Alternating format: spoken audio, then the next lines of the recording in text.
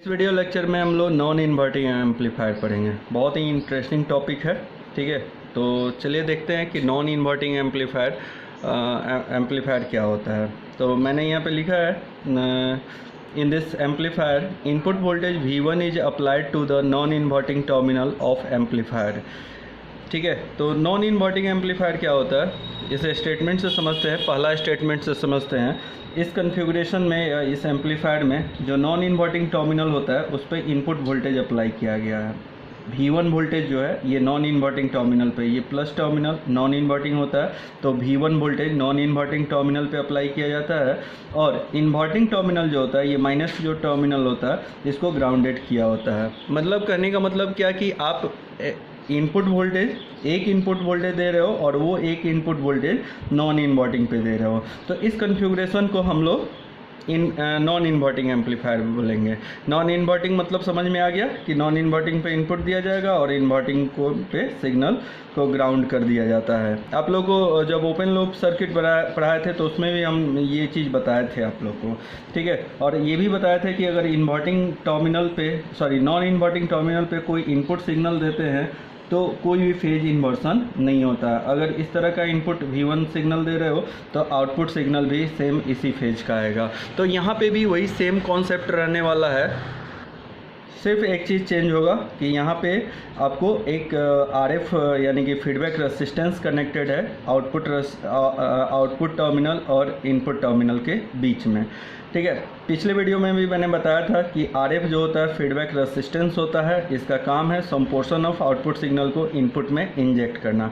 चलिए second point देखते हैं। The inverting terminal of op amp is grounded. ये इन्वर्टिंग टर्मिनल है, ये ग्राउंडेड होगा। Next point, output voltage V0 is fed back to the inverting terminal through the feedback resistance RF। कह रहा है कि आउटपुट वोल्टेज जो होगा ये फीडबैक होगा, मतलब वापस इनपुट में फेड होता है थ्रू द RF रेसिस्टर। लेकिन total output voltage V0 fed नहीं होगा, some portion of output signal को इनपुट में इंजेक्ट किया जाता है। और मैंने बताया भी था कि ये निगेटिव फीडबैक प्रोवाइड कर रहा है, तो इसका गेन जो होगा स्टेबल होगा। ये जो A है वोल्टेज गेन है और ये बेटर स्टेबिलिटी प्रोवाइड करेगा, ये negative feedback.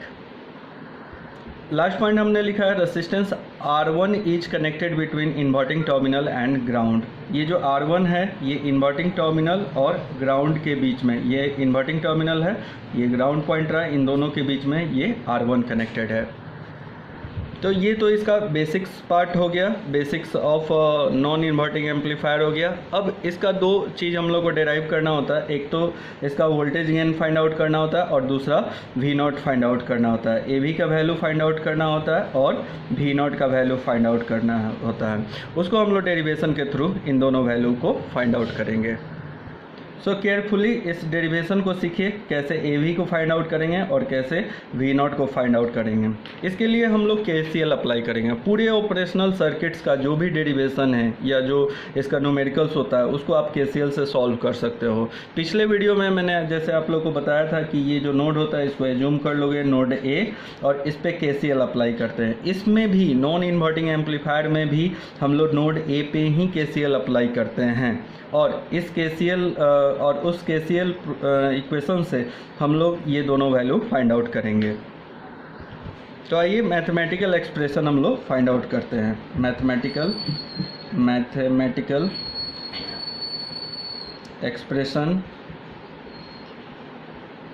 Expression for AV and V0। Clear है? इस सर्किट का मदद लेंगे, ये जो सर्किट है इसका नॉन इन्वर्टिंग का, तो आपको KCL इस पॉइंट पे अप्लाई करना है। तो KCL कैसे अप्लाई किया जाता है आप लोग जानते होंगे, KCL किरचॉफ्स करंट रूल, उसमें करंट का इक्वेशन लिखा जाएगा। तो आपको एज्यूम करना है कि एक करंट I1 यहाँ से इस नोड पे आ रहा है और ये IF करंट यहाँ से इस नोड से ऐसे पास हो रहा है, यानी कि एक इनकमिंग करंट हो गया, I जो है इनकमिंग करंट हो गया और IF जो होता है आउटगोइंग करंट होगा। मैंने बताया भी था शुरू में जब हम लोग वर्चुअल ग्राउंड का कॉन्सेप्ट पढ़े थे तो हमने बताया था कि यहाँ पे आई का वैल्यू 0 होता है, इस डायरेक्शन में कोई करंट फ्लो नहीं होगा, तो जो भी करंट आता है इस नोड से होते हुए ऐसे फ्लो कर जाएगा। तो केसीएल नोड ए पे जब अप्लाई कीजिएगा तो आप लिखिएगा incoming current equal to outgoing current. ऐसे तो sum of incoming current equal to sum of outgoing current होता है, बट इस नोड पे एक ही इनकमिंग करंट है और एक ही आउटगोइंग करंट है, तो आप लोग लिख सकते हो कि I equal to I F. ठीक है, और ज़्यादा अच्छा रहेगा कि यहाँ पे लिख लो अप्लाई KCL, ऐसे लिखो apply KCL at node A, और उसके बाद लिखो I equal to I F. Clear है? अब I और आई एफ का वैल्यू फाइंड आउट करते हैं। सर्किट का हेल्प लेंगे, इस सर्किट्स का हेल्प लेंगे और उस सर्किट से आपको I और आई एफ का वैल्यू निकल जाएगा। तो यहाँ पे I का वैल्यू कैसे फाइंड आउट करेंगे? तो I का वैल्यू फाइंड आउट करने का तरीका होता है, आपको देखना होता है कि ये जो I करंट है ये किस पॉइंट के बीच में, 2 पॉइंट के बीच में, कौन से 2 पॉइंट के बीच में फ्लो हो रहा है। तो देख रहे हो कि ये ग्राउंड से और नोड ए के तरफ फ्लो हो रहा है। तो I का वैल्यू लिख सकते हो, ग्राउंड का तो वोल्टेज 0 होता है, तो आप लिख सकते हो 0 वोल्ट माइनस VA। ठीक है, VA क्या हो गया? नोड ए का वोल्टेज हो गया, तो 0 volt minus VA volt divided by R1। ऐसा ही डेरिवेशन हम लोग इन्वर्टिंग में भी किए थे। इक्वल टू, अब IF का वैल्यू लिखो। IF किस 2 नोड के बीच में फ्लो हो रहा है? तो नोड A और इस आउटपुट नोड के बीच में फ्लो हो रहा है, ये IF। क्लियर है? तो इसके लिए क्या लिखोगे? VA minus V0 divided by RF। Clear है? क्योंकि इस नोड और इस नोड के बीच में करंट फ्लो हो रहा है, इस नोड का वोल्टेज VA है और इस नोड का वोल्टेज V0 है। क्लियर है? अब यहाँ से इसको और आगे सॉल्व करेंगे, तो इसको लिखेंगे minus VA divided by R1 equal to, और इस इक्वेशन को 2 पार्ट में तोड़ लो, VA divided by RF minus V0 divided by RF। इसको तोड़ सकते हैं, 2 पार्ट में लिख लोगे। ठीक है, देखोगे यहाँ पे भी VA का एक टर्म आ गया, यहाँ पे भी VA का टर्म आ गया। तो VA वाले टर्म को एक साइड में रखेंगे, राइट साइड में रखेंगे, और ये जो V0 वाला टर्म है इसको लेफ्ट साइड में लेके आ जाओगे। इसको जब लेफ्ट साइड में लेके आओगे तो ये माइनस है, लेफ्ट में आएगा तो प्लस हो जाएगा, V0 divided by RF equal to VA by RF, और इसको जब राइट साइड लेके आओगे तो ये भी माइनस में है तो प्लस में हो जाएगा, VA डिवाइडेड बाई R1। इन दोनों टर्म में VA कॉमन है तो VA को कॉमन ले लेते हैं, सॉरी यहाँ पे VA को कॉमन ले लोगे, तो जब VA को कॉमन लेंगे तो ये बचेगा 1 by RF plus 1 by R1। Clear है? अब देखो इस VA को हम लोग लेफ्ट साइड में लेके आएंगे और RF को इस साइड में भेज देंगे, तो यहाँ पे भी V0 बाई RF लिख लेते हैं तो थोड़ा ज़्यादा अच्छा लगेगा। तो V0 डिवाइडेड बाई VA हो जाएगा, और ये हो जाएगा इधर जाके मल्टीप्लाई होगा तो RF into 1 by RF plus 1 by R1। Clear है? और इस RF को इन दोनों से मल्टीप्लाई कर दो, तो ये इक्वेशन आएगा RF बाई RF प्लस, इसको जब इससे मल्टीप्लाई करोगे तो RF बटा R1 आ जाएगा, और फिर इसको लिखेंगे, ये तो कट जाएगा, ये दोनों कटेगा तो 1 आ जाएगा, 1 प्लस RF बटा R1 आ जाएगा। क्लियर है? थोड़ा और आगे बढ़ते हैं, इसको ऐसे लिख लेंगे, ये वैल्यू क्या आया तो देखोगे ये वैल्यू आ गया, किसका वैल्यू? V0 बाई VA का वैल्यू आ गया 1 plus RF divided by R1। और एक कॉन्सेप्ट है यहाँ पे, जो VA है, देखोगे VA इस नोड का वोल्टेज होता है, VA नोड A का वोल्टेज है, और वर्चुअल ग्राउंड के कॉन्सेप्ट में मैंने बताया भी था कि नॉन इन्वर्टिंग टर्मिनल पे जो वोल्टेज होता है वही यहाँ का वोल्टेज होता है, यानी कि नोड A का वोल्टेज वही होगा जो यहाँ का वोल्टेज होगा। तो इस नॉन इन्वर्टिंग टर्मिनल पे जब आपने V1 अप्लाई किया है तो यही वोल्टेज इसके बराबर होगा। तो यहाँ पे आप लिख सकते हो VA इक्वल टू V1 लिख सकते हो यहाँ से, VA इक्वल टू V1, इन दोनों नोड का वोल्टेज सेम होता है। ये वर्चुअल ग्राउंड में मैंने यही बताया था, और मैं उस दिन भी बताया था कि इसका आगे चल के बहुत ही यूज होगा इस कॉन्सेप्ट का, ठीक है। तो अब इस VA के बदले हम लोग V1 लिखने जा रहे हैं इस इक्वेशन में। तो ये इक्वेशन आ जाएगा V0 बटा V1 equal to 1 plus RF divided by R1। Clear है? अब इस तरीके से आप ये जो रेशियो देख रहे हो, ये किसका रेशियो हो गया? आउटपुट वोल्टेज बटा इनपुट वोल्टेज का रेशियो हो गया। This is the output voltage and this one is input voltage, and we already knows that the AV voltage gain is the ratio of output voltage and input voltage. So we will write in place of V0 by V1 AV.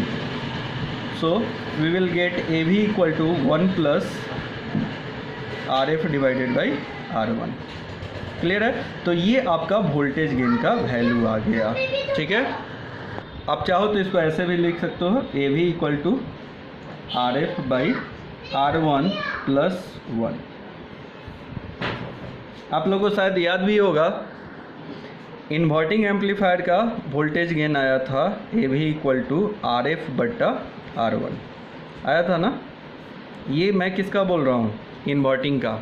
और non inverting का कितना आ गया? RF बटा R1 plus 1, यानी कि एक ज़्यादा आ गया। क्लियर है? इसको याद रखना भी आसान है, RF बटा R1 प्लस 1, ठीक है। नॉन इन्वर्टिंग एम्पलीफायर का ये गेन आ गया। अब हम लोग नेक्स्ट फाइंड आउट करेंगे वोल्टेज का वैल्यू, आउटपुट वोल्टेज का वैल्यू। इसका आउटपुट वोल्टेज का वैल्यू क्या होगा? तो फिर यहाँ से इसका हेल्प ले लोगे फॉर V0। तो ये इक्वेशन का हेल्प ले लो, इस इक्वेशन का नहीं, सॉरी इस इक्वेशन का हेल्प ले लो, ये वाले इक्वेशन का, तो ज़्यादा अच्छा रहेगा। ये हम लोग का रेशियो आया था V0 by V1 equal to आया था 1 प्लस RF बटा R1। कुछ नहीं करना है, यहाँ से बस V0 का वैल्यू लिख लो। V0 इक्वल टू हो जाएगा V1 into 1 plus RF by R1।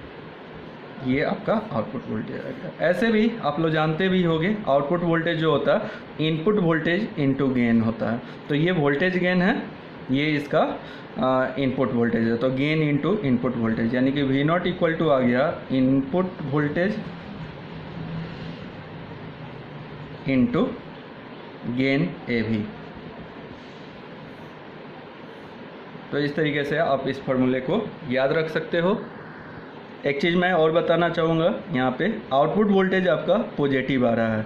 Output voltage यहाँ पे पॉजिटिव आ रहा है, इसका मतलब ये है कि नॉन इन्वर्टिंग जो एम्पलीफायर होता है उसका इनपुट और आउटपुट फेज दोनों सेम होता है। द आउटपुट फेज आप ऐसे लिख सकते हो, the output phase of non inverting amplifier is in phase with input voltage, यानी कि दोनों का सेम फेज होता है।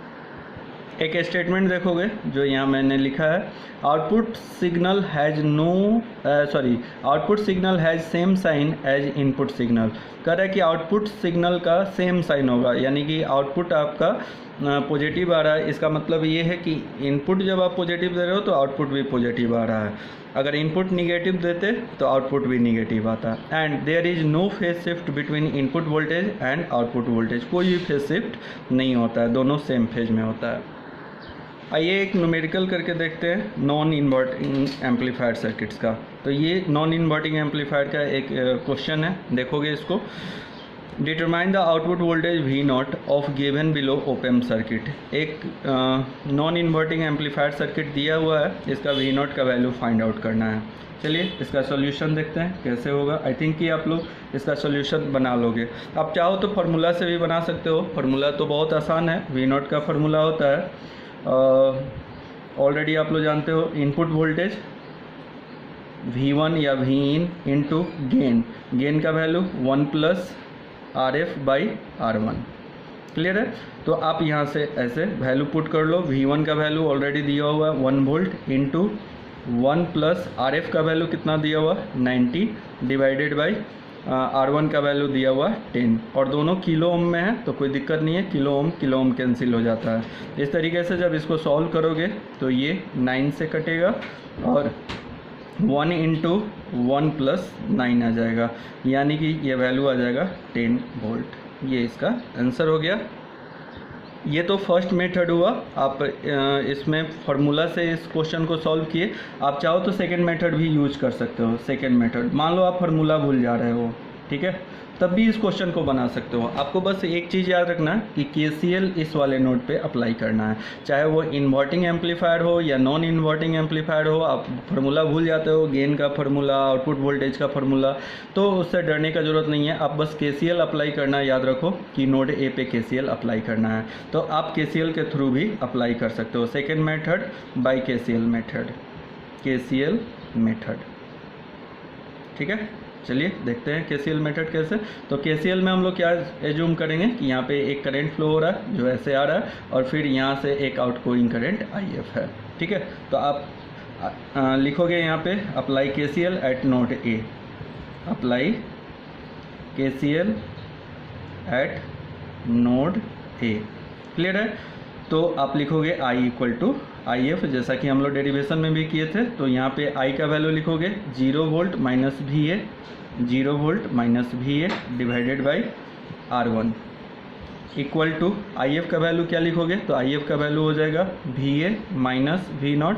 इन दोनों नोड के बीच में करंट फ्लो रहा है, इस नोड पे VA वोल्टेज है, इस नोड पे V0 वोल्टेज है, डिवाइडेड बाई RF, जैसा कि डेरिवेशन में देखे थे। अच्छा एक चीज़ और, यहाँ पे जो VA है, इस नोड का जो वोल्टेज है वो यही वाला वोल्टेज होगा क्या, यानी कि इस नोड का और इस नोड का वोल्टेज सेम होता है। ग्राउंड का हम लोग कॉन्सेप्ट पढ़े थे, वर्चुअल ग्राउंड का, तो उसमें ये चीज़ हम लोग सीखे थे, ठीक है। तो VA का वैल्यू कितना पुट करोगे, तो यहाँ पे लिख सकते हो कि VA equal to V1 equal to 1 volt, clear है। तो यहाँ पे V1 का वैल्यू पुट करो, V1 का वैल्यू पुट करो 1 वोल्ट, तो 0 माइनस 1 वोल्ट कितना हो जाएगा, माइनस 1 वोल्ट हो जाएगा। या फिर मैं लिख देता हूँ 0 माइनस VA का वैल्यू हो जाएगा 1 volt divided by R1, R1 का वैल्यू है 10 किलो ओम, क्लियर है। वापस VA का वैल्यू कितना लिखोगे, यहाँ पे 1 वोल्ट लिखोगे, 1 वोल्ट माइनस V0 का वैल्यू कितना, तो V0 तो फाइंड आउट करना है, V0 को V0 ही रहने दो, और RF का वैल्यू, सॉरी यहाँ पे RF का वैल्यू हो जाएगा 90 किलो ओम, क्लियर है। इसको सॉल्व करते हैं तो इसको लिखेंगे -1 divided by 10 kilo ohm equal to 1 minus, इसको दो पार्ट में तोड़ दो या छोड़ दो, अभी ऐसे ही रहने दो, 1 minus V0 divided by 90 kilo ohm. ये 10 और ये 90 कट जाएगा, 9 आ जाएगा, किलो ओम को भी काट दो, ठीक है। तो ये और इजी हो गया, ये आ जाएगा -1 equal to 1 minus V0 divided by 9, 9 को इधर मल्टीप्लाई कर दो, तो ये -9 इक्वल टू आ जाएगा 1 माइनस V0, ठीक है। अब इसको सॉल्व करोगे तो ये V0 इक्वल टू आ जाएगा 10 वोल्ट। तो इस तरीके से आप KCL से भी बना सकते हो कोई क्वेश्चन। एक और मेरे पास क्वेश्चन है, चलो उस क्वेश्चन को भी देखते हैं हम लोग। देखो यही वो क्वेश्चन है, बहुत ही आसान क्वेश्चन है। ऐसा क्वेश्चन इन्वर्टिंग में भी हम लोग बनाए थे। इसमें फाइंड आउट क्या करना है। अच्छा, बहुत सारे क्वेश्चन में ये लिखा हुआ नहीं रहेगा कि इन्वर्टिंग एम्पलीफायर का क्वेश्चन है कि नॉन इन्वर्टिंग का है। आपको समझना पड़ेगा, आपको देखना पड़ेगा कि किस टर्मिनल पे इनपुट वोल्टेज अप्लाई किया गया है, कौन सा टर्मिनल ग्राउंड है, तो उसके अनुसार आपको खुद ही डिसीजन लेना होगा। इस क्वेश्चन में तो खैर यहाँ पे लिख दिया है कि नॉन इन्वर्टिंग एम्पलीफायर है, लेकिन बहुत सारे क्वेश्चन में लिखा हुआ नहीं रहता, बस सर्किट दिया हुआ रहता है। जैसे पिछला ही क्वेश्चन नंबर 1 जो है उसी को देख लो। तो ये जो क्वेश्चन था इसमें कहीं भी लिखा हुआ नहीं है कि ये इन्वर्टिंग एम्पलीफायर है कि नॉन इन्वर्टिंग एम्पलीफायर है, बट इसको सर्किट को देख के हम लोग पता कर लेते हैं। और यहाँ पे हम लोग देखे भी थे कि इसका जो इन्वर्टिंग टर्मिनल है ग्राउंडेड है और नॉन इन्वर्टिंग पे इनपुट वोल्टेज अप्लाई किए हैं। अगर ये पता कर लिए तो आप ये फार्मूला अप्लाई ईजिली कर सकते हो। अगर आपको मान लो पता ही नहीं चल रहा है कि ये इन्वर्टिंग है कि नॉन इन्वर्टिंग एम्पलीफायर सर्किट है, तो आप ये फार्मूला गलत भी अप्लाई कर सकते हो, ठीक है। चलिए सेकंड क्वेश्चन देखते हैं। तो ये हमारा क्वेश्चन रहा, इसमें फाइंड आउट क्या करना है, V0 का वैल्यू फाइंड आउट करना है। तो V0 क्या फाइंड आउट कर सकते हैं क्या, V0 का फाइंड आउट करने के लिए सबसे पहले फार्मूला लिखो और देखो फार्मूला में कि क्या हम लोग का जो क्वांटिटी चाहिए वो सारा गिवन है क्या। तो V0 का फार्मूला अभी हम लोग पढ़े थे, वी इन या V1 into 1 plus RF divided by R1। Clear है? तो देखो V1 दिया हुआ है, तो हाँ दिया हुआ है यहाँ पे, ये V1 का सिंबल है, 1 वोल्ट दिया हुआ है।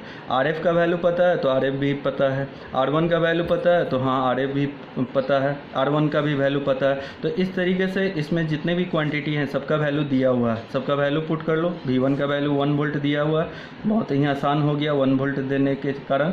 1 प्लस RF का वैल्यू हो जाएगा 100 kilo ohm divided by R1 का वैल्यू है 10 किलो ओम। इसको सॉल्व करते हैं, सॉल्व करोगे तो ये कितना आ जाएगा, 1 से मल्टीप्लाई होने का कोई मतलब बनता नहीं है, तो इसको काट दो, ये आ जाएगा 10 और 10 प्लस 1 11 वोल्ट आ जाएगा। तो पहला आंसर बहुत ही आसानी से हम लोग निकाल लिए हैं। नेक्स्ट क्वेश्चन देखेंगे। अच्छा, यहाँ पे ये बायसिंग का टर्मिनल समटाइम्स दिया हुआ भी रहता है, समटाइम्स नहीं भी दिया हुआ रहता है, तो उससे कोई दिक्कत वाली बात नहीं है। चलो सेकंड देखते हैं हम लोग को क्या फाइंड आउट करना है। सेकंड में हम लोग को I1 का वैल्यू फाइंड आउट करना है। I1 का वैल्यू फाइंड आउट करना बहुत ही आसान है। I1 का वैल्यू दो तरीके से निकाल सकते हो। देखो यहाँ पे जो करंट फ्लो हो रहा है, ये करंट का डायरेक्शन ऑलरेडी क्वेश्चन में ही दिया हुआ है। जब नहीं दिया रहता है तो हम लोग कैसे भी एज्यूम कर लेते हैं, बट यहाँ पे दिया हुआ है, ठीक है। और इस सर्किट्स में ये जो I1 करंट है, देखोगे RF से जो करंट फ्लो हो रहा है वही R1 से करंट फ्लो हो रहा है। इवन क्वेश्चन में I1 दोनों जगह पर मैंसन किया हुआ है, यानी कि दो नोड के बीच में कहीं पे भी करंट का वैल्यू निकाला जा सकता है। या तो इस नोड और इस नोड के, इसको VA नाम दे देते हैं, इस दोनों नोड के बीच में करंट का वैल्यू निकाल लो, या चाहो तो इस नोड और इस नोड के बीच में करंट का वैल्यू निकाल लो, कोई फ़र्क नहीं पड़ता। और यहाँ से भी इसलिए भी निकाल सकते हो कि VA का वैल्यू पता है, 1 वोल्ट ग्राउंड पोटेंशियल या वर्चुअल ग्राउंड के कॉन्सेप्ट से यहाँ VA का वैल्यू पता है, और V0 का वैल्यू ऑलरेडी यहाँ से फाइंड आउट किए हो, तो यहाँ से भी निकाल सकते हो, या फिर यहाँ से भी निकाल सकते हो। अगर मान लो इसके बीच का वोल्टेज निकालना होता, सॉरी करंट का वैल्यू निकालना होता, तो I1 इक्वल टू हम लोग लिख सकते थे 0 माइनस दिस वोल्टेज। यहाँ पे तो वोल्टेज का वैल्यू कितना है, 0 वोल्ट है, और यहाँ VA voltage divided by R1। Clear है? अब यहाँ से वैल्यू पुट करो, माइनस VA का वैल्यू कितना लिखोगे, तो VA का वैल्यू हो जाएगा 1 वोल्ट।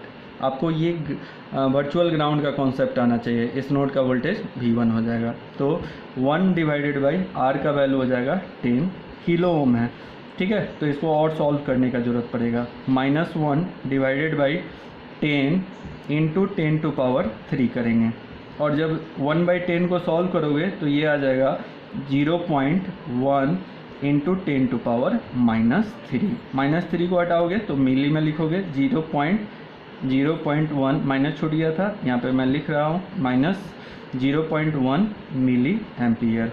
अच्छा, करेंट का वैल्यू माइनस में आ रहा है ना, तो उससे डरने का ज़रूरत नहीं है, ठीक है। ये बस बता रहा है कि आप जो डायरेक्शन ले रहे हो, इसको हम लोग हायर पोटेंशियल, इसको लोअर पोटेंशियल एज्यूम कर लिए, इसलिए माइनस में आ रहा है। अगर इस वैल्यू को हम लोग VA-0 लिखते हैं, VA-0 क्योंकि higher potential to lower potential जा रहा है, तो ये करंट का वैल्यू पॉजिटिव है। एक्चुअली ऐसे हम लोग को ना करके हम लोग को ऐसे ही लिखना चाहिए था, I1 इक्वल टू हम लोग को लिखना चाहिए था, क्योंकि करंट का जब डायरेक्शन दे दिया है तो यहाँ पे एज्यूम करने वाली कोई बात नहीं है। ये high potential to higher potential to lower potential flow होगा, तो यहाँ पे हम लोग को लिखना चाहिए था VA-0 डिवाइडेड बाई R1। अब इसको सॉल्व कर लो तो आपको पॉजिटिव में करंट का आंसर आ जाएगा। इससे भी कोई दिक्कत नहीं था, सिर्फ निगेटिव साइन हटा देते हम लोग, करंट का मैग्नीट्यूड से ही मतलब होता, तो मैग्नीट्यूड से मतलब होता तो इसको आंसर में 0.1 मिली एम्पियर लिख लेते, और इस मेथड से भी हम लोग का वही आने वाला है। तो देखो VA का वैल्यू 1 वोल्ट लिखोगे, -0 नहीं लिखेंगे, डिवाइडेड बाई R1 का वैल्यू कितना आ गया, 10 किलो ओम। अब इसको जब सॉल्व करोगे तो 0.1 मिली एम्पियर आ जाएगा, यही इसका आंसर हो जाएगा। तो इस तरीके से इसको हम लोग सॉल्व कर लिए।